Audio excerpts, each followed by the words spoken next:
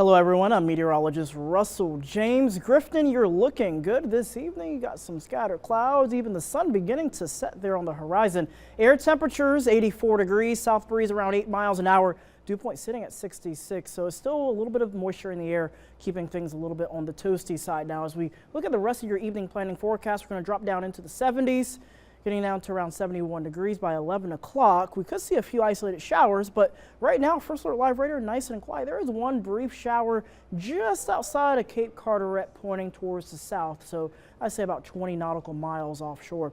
You're going to be running into a few sprinkles. That is if you know anyone that is fishing this evening. First Alert Live radar showing the remnants associated with Helene trapped in an upper level low, producing continuous showers, stratiform rain all the way from the Cincinnati area down across Evansville, even into Kentucky and parts of Cape Girardeau over into western sections of Tennessee. And basically this area of low pressure is going to continue to linger as we head into tonight, even going into your Sunday and even into your Sunday afternoon. Eventually that area of low pressure is going to emerge with a stationary boundary, helping to at least spark a few isolated showers and maybe a rumble of thunder, certainly heading into Monday evening. But then once we go into Tuesday morning, we'll start off with some cloud cover, and then we'll have another round of showers as we head later on in the day. When you look at rain chances, basically widely scattered to isolated in nature, 20 to 30% of rain in the forecast at night,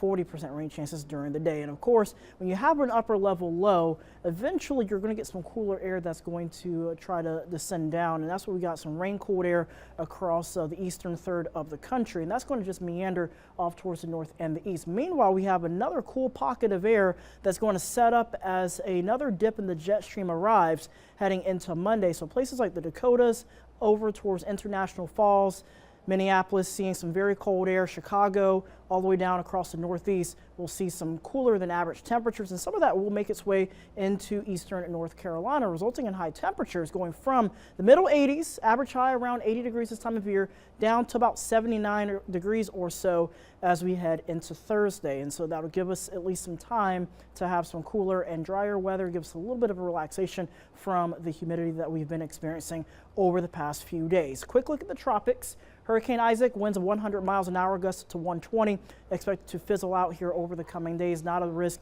to eastern North Carolina whatsoever.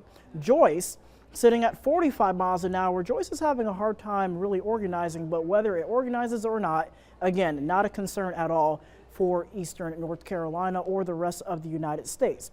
Now, we are watching one area disturbed weather here, which has a 50% chance of developing over the next 7 days. And believe it or not, it's in the same area that Helene tried to form in, and not saying that it will be like Helene, but of course, if you are planning on traveling to the Western Caribbean, or if you have interest down in the Gulf Coast, certainly over the coming days, you just want to keep an eye on this area that will eventually develop into a low pressure system that could make its way into the Gulf of Mexico going into next week. And we'll have more information on that once that begins to develop. But for right now, our next area of low pressure, this has better odds, 30% chance over the next 48 hours and a 70% chance over the next 7 days of developing.